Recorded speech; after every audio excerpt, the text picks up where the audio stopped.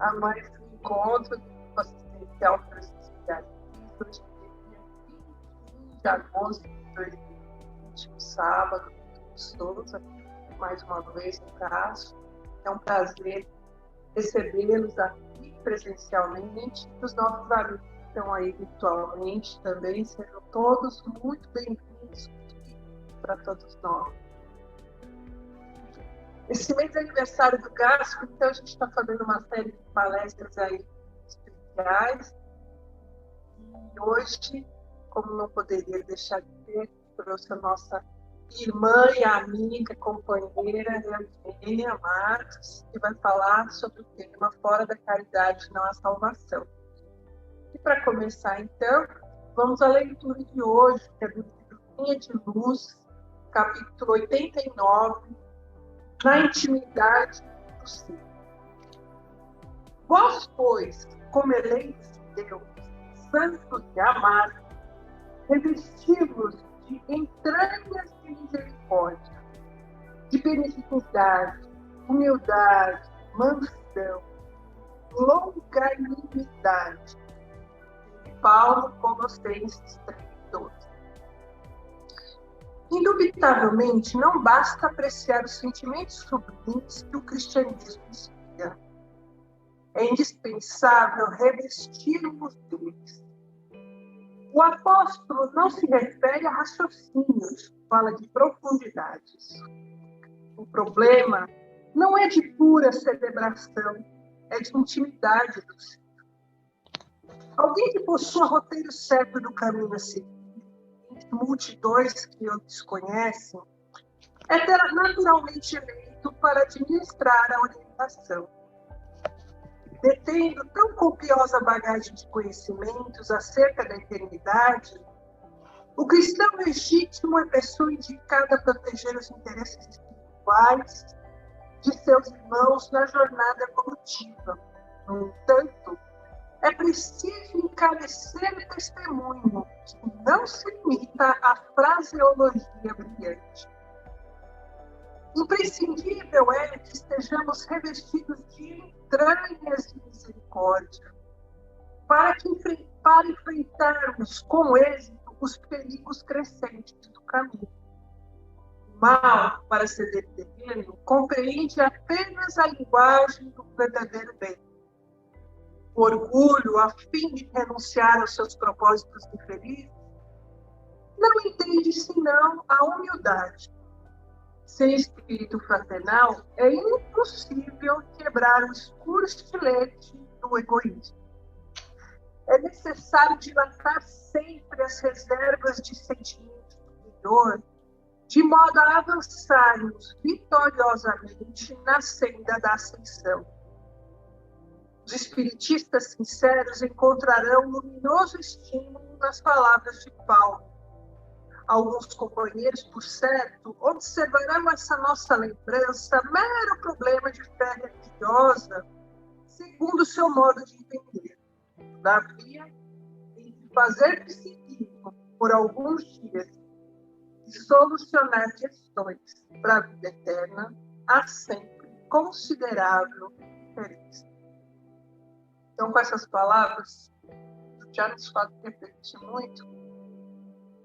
Eu vou pedir a todos para que fechem os olhos, imaginem a doce figura de Jesus iluminando o nosso caminho. É aquela luz com a qual, no íntimo dos nossos seres, sempre sonhamos, sempre almejamos, embora às vezes nem saibamos desse nosso desejo.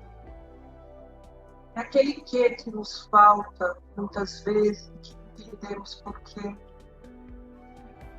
É aquele sentimento difícil que nos angustia e que está lá.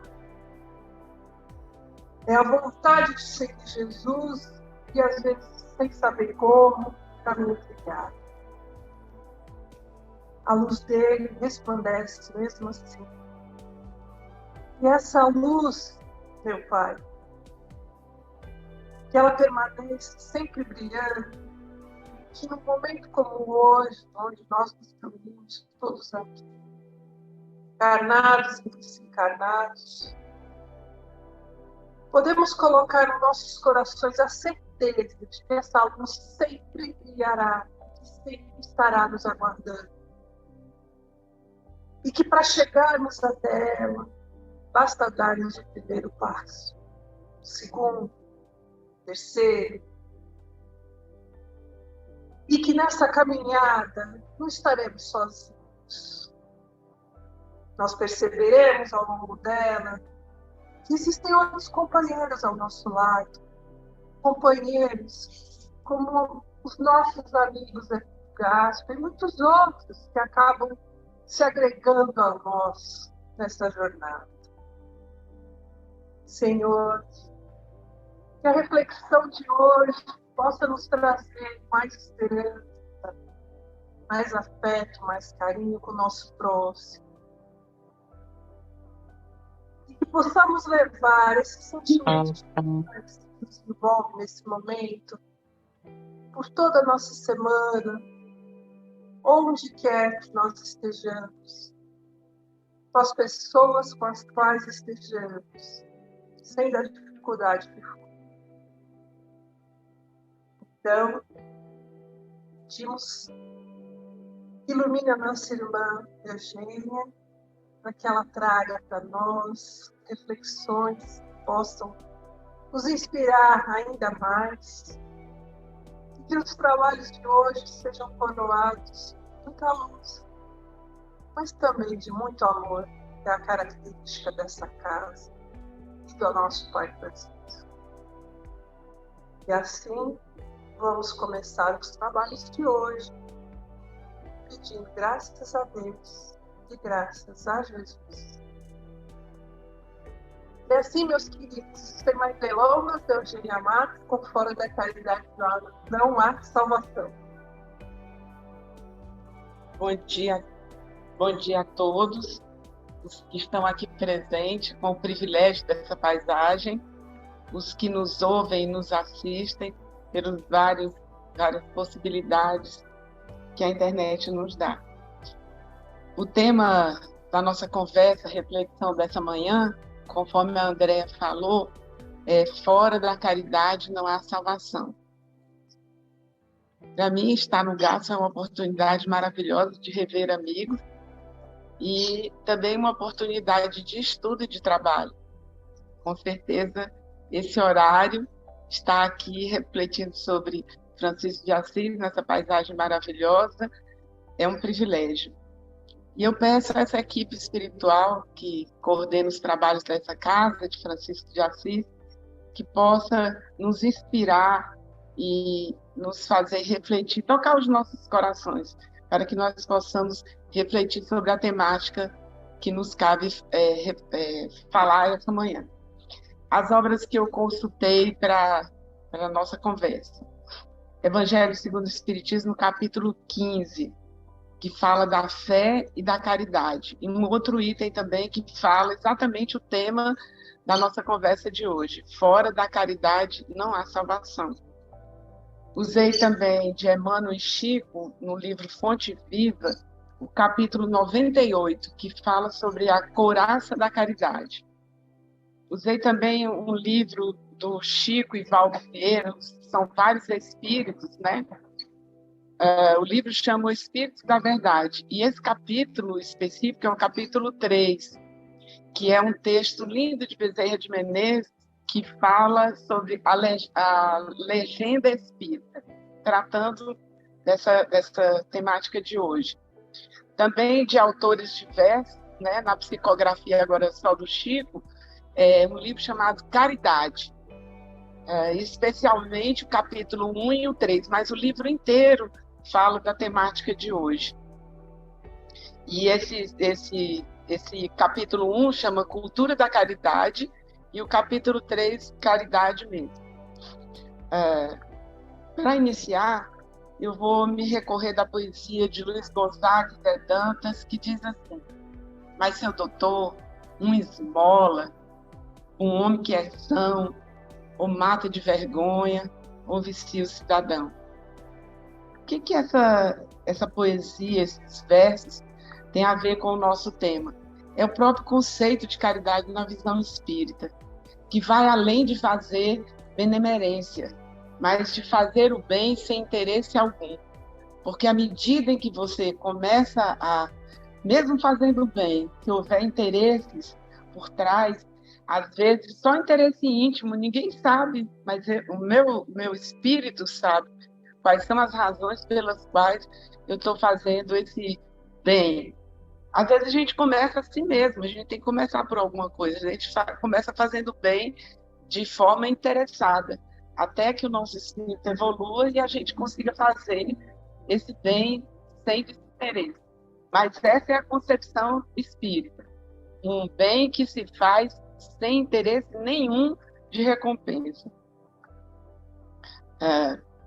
Isso seria dar algo com tal leveza, a doação de algo, seja material ou imaterial, mas essa seria algo tão natural que não envergonharia quem recebe. Seria algo tão natural que o outro receberia com tal naturalidade, foi dado e tal naturalidade vai ser recebida, que nem criaria dependência. E eu lembrei de uma conversa de um terapeuta, o Contardo Caligares, que ele fala o seguinte, ele dedica o livro dele aos pacientes que nem sequer perceberam que receberam a ajuda dele e que atribui a si mesmo o avanço que teve na vida. Então, é nesse sentido de empoderamento de tal forma que você possa caminhar sozinho. Sonho de todos os pais, né? Criamos tão bem os nossos filhos que hoje eles não precisam mais de nós crescidos, né? Só precisam da troca de afeto e nada mais. Emmanuel fala que a caridade só ergue. Isso significa que essa verdadeira caridade na concepção espírita é uma proposta fraterna entre pessoas que se colocam como iguais. Não sou eu absurdamente superior, não é você, não somos nós absurdamente superior, que estamos doando os nossos restos, mas nós estamos doando com tal naturalidade que ao receber a pessoa nem percebe que recebeu e acredita que veio do fundo dela mesma essa força. E é assim que a espiritualidade superior atua, não é? Quando nós passamos pelos nossos momentos dificílimos e às vezes ocorre aquela ideia de como sair daquela circunstância, daquela situação, nos ocorre a ideia às vezes até de ajoelhar e chorar pedindo ajuda espiritual, a gente diz assim, nossa, que bom. E os amigos espirituais sorriem do outro lado da vida, porque eles sabem que foram eles que nos impulsionaram. Mas o mais importante é que isso nos capacite a caminhar sozinhos. Por isso, a poesia do Luiz Gonzaga e do Zé Dantas, que uma esmola, quando não é dada adequadamente, ou mata de vergonha ou vicia o cidadão. E nenhuma das duas propostas é a proposta da visão espírita da caridade. Então, se a caridade só ergue, como diz Emmanuel, para ela só erguer, eu preciso perceber que nós estamos numa troca fraterna entre irmãos, entre iguais, e não aquela proposta da oração do publicano, lembram? Meu Deus, muito obrigado, que eu não sou igual a esse povo aí. Esse cara aí, imagina, sabe, né, o fariseu falando em relação ao publicano. Então, não era oração e transportando isso para nosso tema de hoje, seria a doação com soberba. Né? Eu sou tão maravilhoso que eu posso até doar para você, pode ser. Né? Então, o que é mesmo caridade nessa visão? Eu não entendo de latim, mas segundo as pesquisas que eu fiz, diz que essa palavra deriva do latim, de carus, que quer dizer algo que é muito de alto valor, algo que é digno de apreço, algo que é digno de amor. E qual é mesmo a visão espírita de caridade? Primeiro, nós já entendemos, né, pela nossa conversa, que esse conceito de caridade segundo a doutrina espírita vai além da benemerência e inclui fortemente a maneira, a forma como nós doamos algo. E essa é uma questão íntima. Porque, às vezes, aos olhos das outras pessoas, pode até parecer, nossa, como ela foi maravilhosa, como ela doou tão fraternalmente, isto, aquilo, seja material ou imaterial, não importa. Mas, no fundo do meu coração, eu sei que eu estou fazendo isso buscando uma pequena negociação, nem que seja com a espiritualidade, o famoso toma lá e dá cá, que a gente percebe claramente quando nós estamos nos momentos difíceis, iguais esses que nós estamos passando agora. Quando a gente pergunta, por que eu? Quando a gente pergunta por que eu, estou dizendo, nossa, mas eu sou uma pessoa tão boa, eu sou tão maravilhosa, como é que eu passo por isso? Eu não mereço passar por isso, né? E é nessas horas que a gente percebe que, embora a gente esteja em sofrimento, o quanto ainda nós temos uma imagem errada acerca de nós mesmos, né? Nós não podemos ter dúvida que nós estamos aqui encarnados com essa oportunidade, porque a misericórdia divina é maravilhosa. Então, todas as vezes que nós damos, e aí a espiritualidade vai perceber, às vezes as pessoas que nos cercam não, mas a espiritualidade sim, né? Qual foi a intenção que nós tínhamos no momento de dar? E essa é que vai fazer a diferença se nós estamos ou não fazendo caridade. Então, será que a gente pode fazer caridade com outras intenções? Sim, só para lembrar algumas coisas. Eu posso estar fazendo caridade por uma vaidade social, né, para as pessoas do meu entorno social dizer, nossa, imagina, sábado de manhã, fazendo palestra, né? Eu posso fazer também pela uma vaidade pessoal, vim aqui distribuir conhecimento, né? E eu posso também criar uma dependência emocional, de ordem emocional, que é a história do Luiz Gonzaga e do Zé Dantas, da esmola que vicia o cidadão. Porque essa é uma tentação que nós, então, pais, nós temos que refletir muito para não cair nessa armadilha, que é a de deixarmos os nossos filhos dependentes emocionais de nós, né? E é difícil. Não sei aqui, talvez tenha uma plateia mediamente jovem, mas nós que estamos na fase dos filhos saírem de casa, a gente sabe exatamente o que é isso, a vontade de prender os filhos por mais tempo conosco, pertinho, aquele gosto maravilhoso de acordar de manhã, ir lá no quarto e vê-los. Chega uma hora que isso não mais é possível, né? É o momento que a psicologia chama de ninho vazio. Essa tentação é fortíssima, mas nós precisamos resistir a ela, porque quando nós prendemos alguém por ordem emocional, como nós não deixamos que a pessoa faça os seus próprios voos, né? Fica difícil. E aqui eu lembrei de uma outra música que a Ivete Sangalo canta, que diz assim, eu daria tudo para não lhe perder, mas o dia vem, ou seja, a luz chegou e eu deixo você ir. Porque é só assim que a gente verdadeiramente ama. E a caridade nada mais é do que o amor se movimentando. O movimento do amor é o que nós estamos denominando de caridade.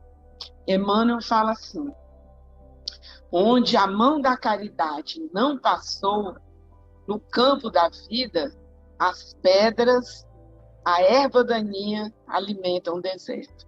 Ou seja, por que nós precisamos tanto desses gestos de caridade?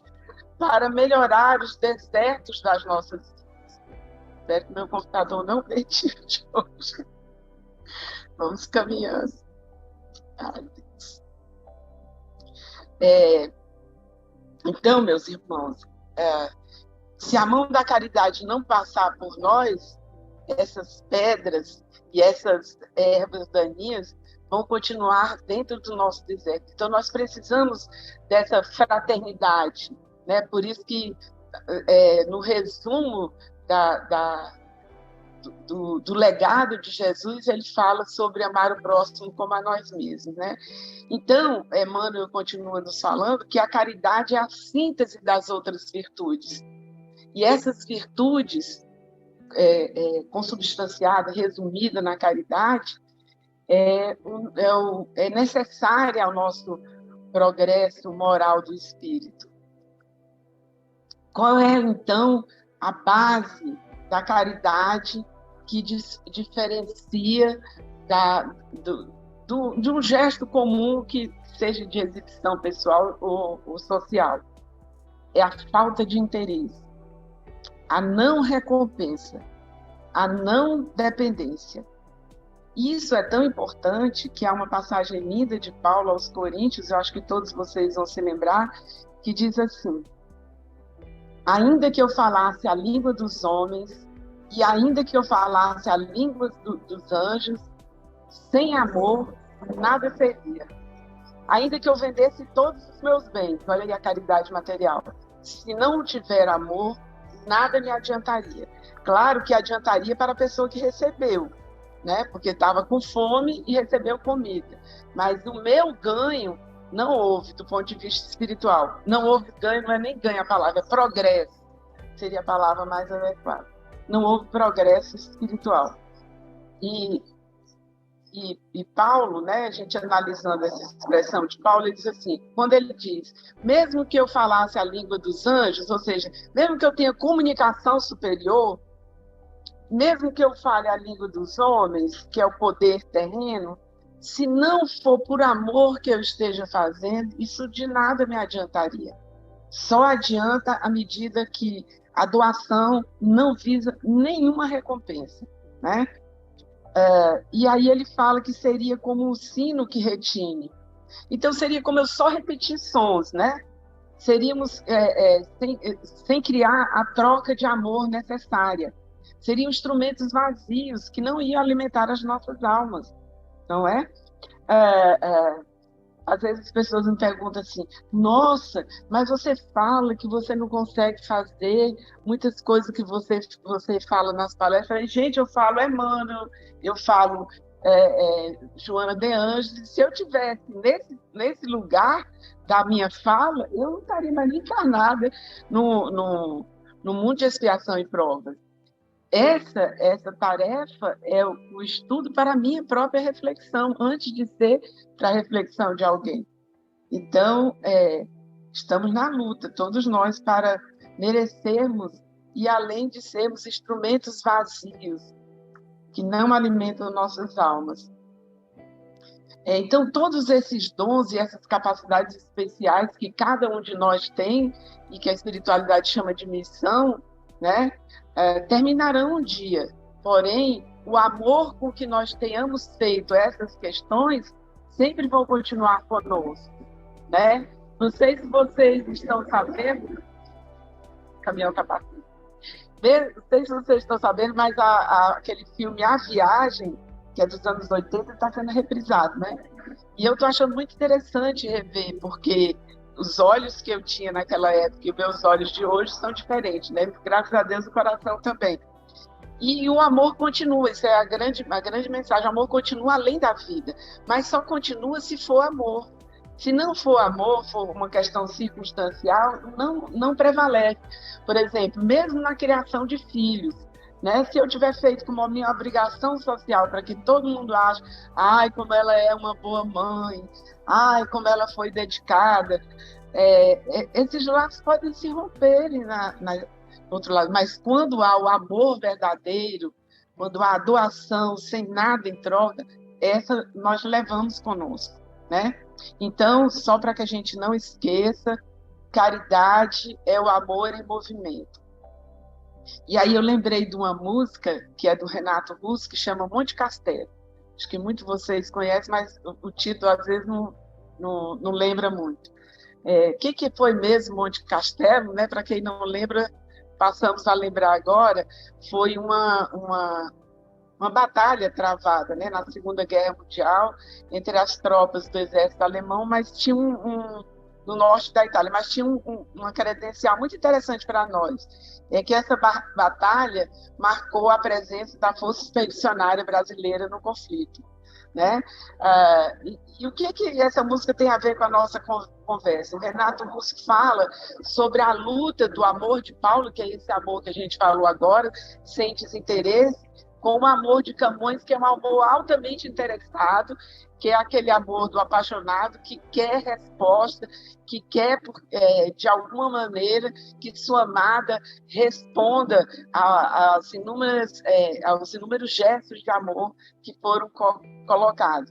Mas, ao final da música, né, o Renato fala que é só o amor que conhece a verdade.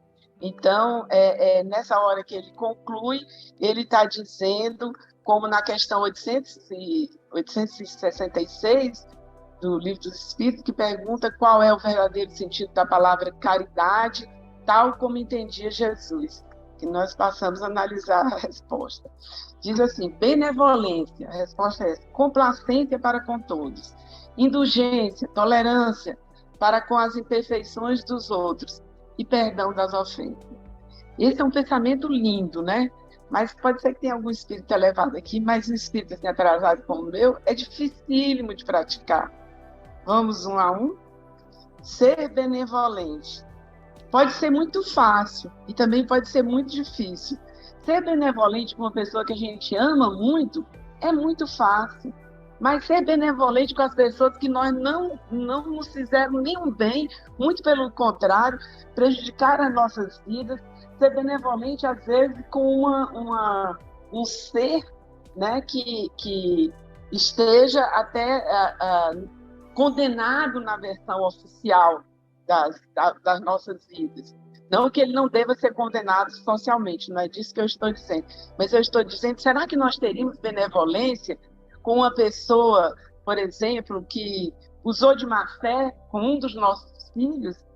Será que nós teríamos naturalmente a benevolência para aquela pessoa que prejudicou tanto as nossas vidas, que fez com que faltasse um pouco de pão na nossa casa, ou que diminuísse alguma questão? Será que nós perdoaríamos os assassinos dos nossos entes queridos? Benevolência para com todos. O problema dessa afirmativa é o todos, porque se fosse assim, ser benevolente com algum, olha aqui, já tinha uma pessoa que de vez em quando a gente consegue, agora, ser benevolente com todos, dificílimo. A segunda, indulgência, tolerância para com as imperfeições, né? Dificílimo. Isso aí está num outro momento no Evangelho de Jesus, que ele fala que a gente tem a tendência de ver o argueiro no olho do outro, sem ver a trave no nosso. Então, a maneira com que eu vou ser indulgente, tolerante com alguém, imagina, eu expliquei uma vez, a pessoa não entendeu, eu já estou classificando como burro, como sem condição de me entender, e já parto para o patamar da arrogância. Então, ser indulgente com a dificuldade do outro é você ver que você deu na melhor das intenções, a pessoa traduziu errado, até lhe agrediu verbalmente ou fisicamente por algo que nunca foi a sua intenção. E você ser indulgente, tolerante com essa pessoa, dificílimo. Mas esse aí é a posição dos espíritos superiores.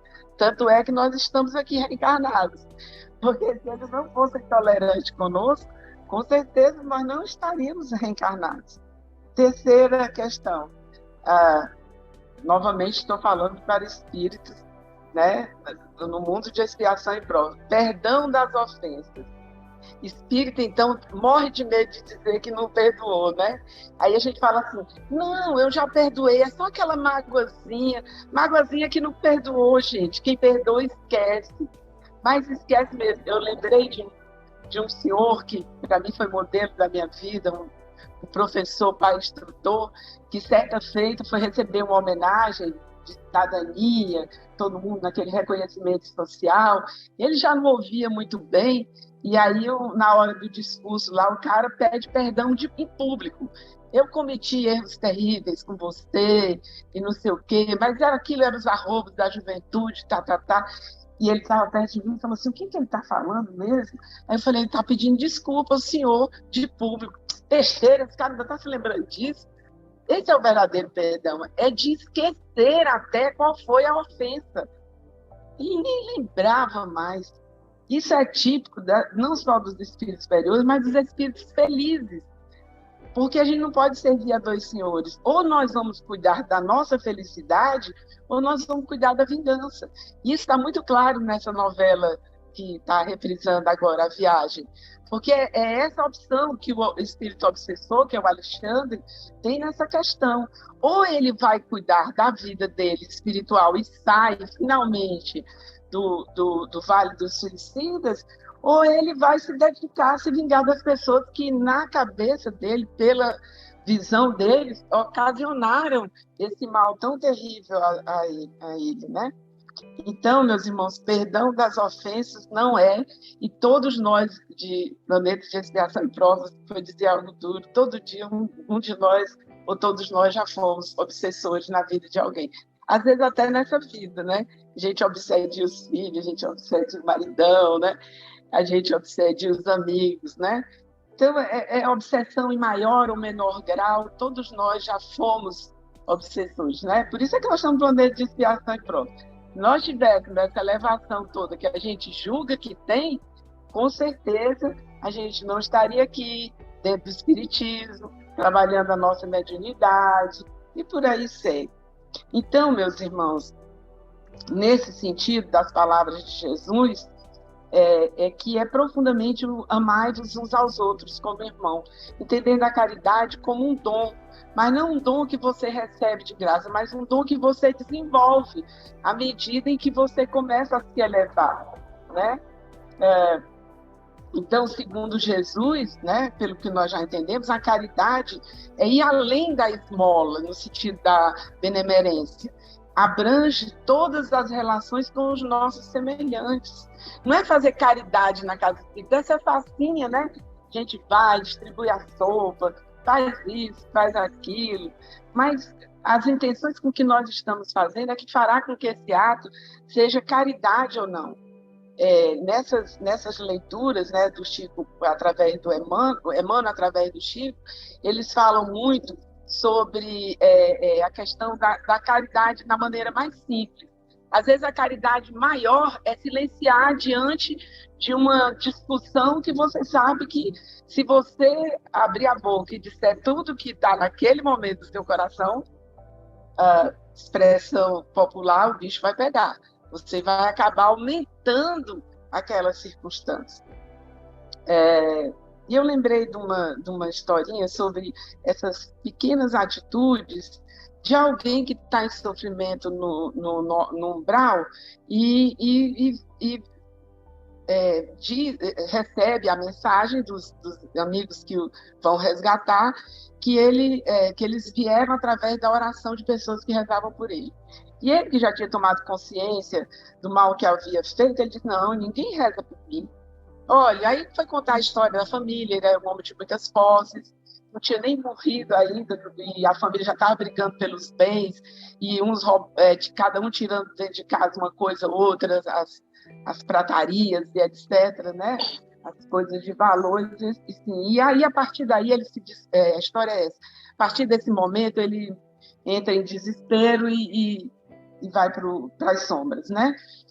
Aí ele diz: não, ninguém reza por mim. Aí os amigos espirituais falam: sim, tem uma família que já está na segunda geração e reza por você. Aí ele diz: eu preciso ver isso. Aí ele vai a um evangelho lá na casa dessa família, o rapaz diz: olha, nosso pai já não está mais aqui com a gente, mas nas nossas orações, anote aí no caderno, falando para a esposa, bote aí o nome daquele senhor anônimo que um dia repartiu com ele um pedaço de pão.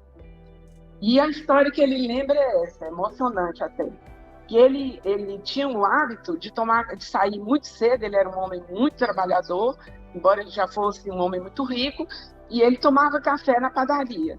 E um dia ele chega lá, e chega esse senhor e diz para ele: o senhor pode me pagar um pão? Ele disse: posso, fulano. Ele já conhecia todo mundo. Passa manteiga no pão aqui, dá para esse senhor. Ele falou: rapaz, só a próxima fornada, porque o último pão eu fiz aí para o senhor. E ele, distraidamente, como é a verdadeira caridade, pega o pão, divide e entrega para aquela pessoa. Foi esse naco de pão, que é o nome da história, que fez com que ele, no plano espiritual, pudesse absorver uma energia positiva e sair do lugar onde ele se encontrava. Então, a verdadeira caridade é dificílima, mas uma vez que a gente faça, uma vez, um naco de pão pode ser a solução das nossas vidas. Há uma música muito linda que eu gosto muito que fala assim: fica sempre um pouco de perfume nas mãos que oferecem rosa. Um pouco que seja, vai perfumar as nossas vidas, às vezes para sempre, né? Emmanuel fala que a caridade é a expressão mais nobre para designar o laço íntimo de nossa união com o Criador. Expressão mais nobre para designar o laço íntimo que nos leva ao nosso Criador. Nesses textos que eu li, eles falam em modalidades de caridade, mas, na verdade, como o Emmanuel faz essa ressalva, é apenas conceitual, no sentido que, na prática, nós não vamos poder separar uma coisa da outra. Por exemplo, caridade moral e caridade material, né? A moral consiste em você se relacionar bem com as outras pessoas. Sobre a caridade moral, está no capítulo 13, item 9, que é aquela, por exemplo, calar para ouvir alguém, ensurecer as nossas ironias que por vezes nos assolam, e a caridade material é aquela famosa da mão esquerda não saber o que faz a direita. Mas em todas elas, o que vai definir se é verdadeiramente caridade ou não, a gente já sabe daquele conceito inicial lá da poesia do Gonzaga, né? Do Gonzaga e do seu parceiro, que é o benefício sem ostentação, né? A caridade que se faz respeitando o amor próprio e a dignidade daquele que vai receber, né?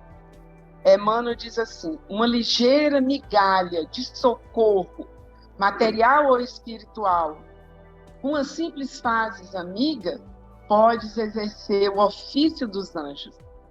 Lindo, né? Emmanuel, quando ele resolve ser poético, ele exagera, né? Então é isso, exercer o ofício dos anjos. Quando a gente faz uma migalha, que seja como o exemplo que a gente comentou do naco de pão. Finalizando, por que é mesmo que fora da caridade não há salvação?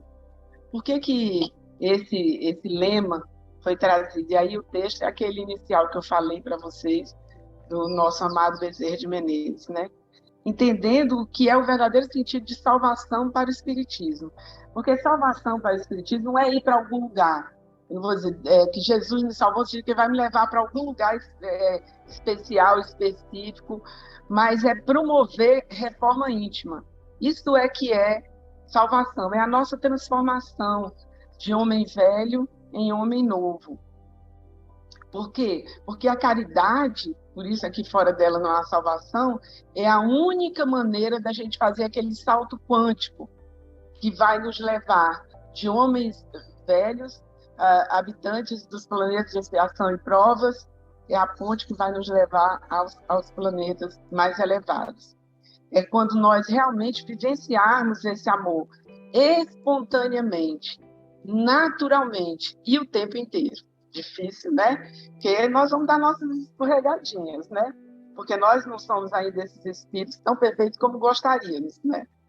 Então, o amor em ação é caridade. E Jesus reforça tanto isso quando ele diz: eu tive fome, me deste comer, eu tive frio, me deste... Mas quando foi mesmo que eu fiz isso, Jesus, que eu não estou nem lembrando, é quando você fez ao menor dos meus irmãos. Então, a gente precisa ficar atento. Quando é que eu vou ser caridoso? Eu vou ser caridoso, sabe quando? Quando eu ganhar na Mega Sena, sozinha, acumulada. Aí eu vou ver, depois que eu comprar, né, todos os bens de consumo que me apaixonam, né, e que me fazem perder o sono, aí depois disso eu vou pensar no que me sobra para poder eu distribuir as minhas sobras. Não é disso que Jesus fala em caridade. Caridade, só lembrando, é o óbolo da viúva. É quando você dá além das suas forças. É aquela paciência que você puxou, não sabe de onde, para não responder naquela circunstância tão traumática daquela discussão, seja no ambiente de trabalho, seja no ambiente do lar, E seja na casa espírita também, né? Porque a gente vem para a casa espírita com todas as nossas dificuldades. No livro Pensamento em Vida tem algo lindo sobre a caridade, diz assim: não te deixes sem a luz do serviço. O trabalho, a ação extremo, transforma tudo, a começar pelo ambiente. O trabalho, serviço interno, transforma o homem. Então, como cristãos disponíveis para o trabalho do Cristo, quando? Sempre.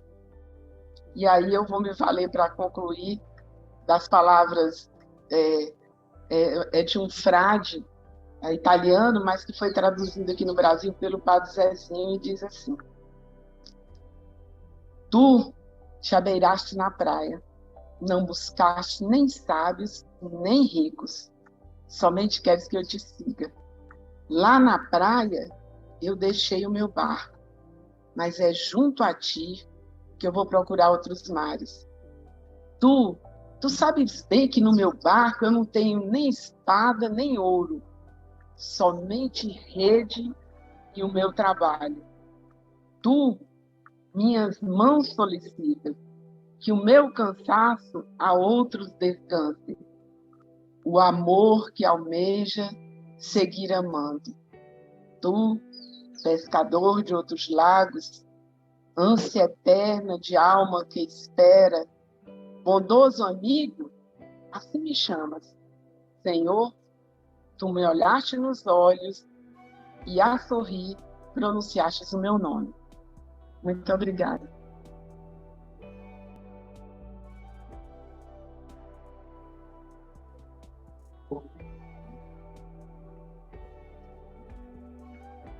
Levar-nos ao nosso Criador, Criador de todo o universo.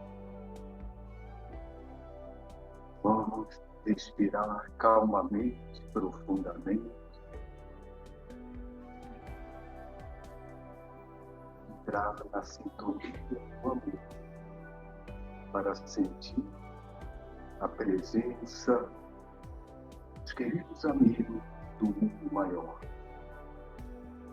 É preciso Francisco de Assis, é o mentor do nosso grupo, sempre nos inspira com seu exemplo de amor, bondade.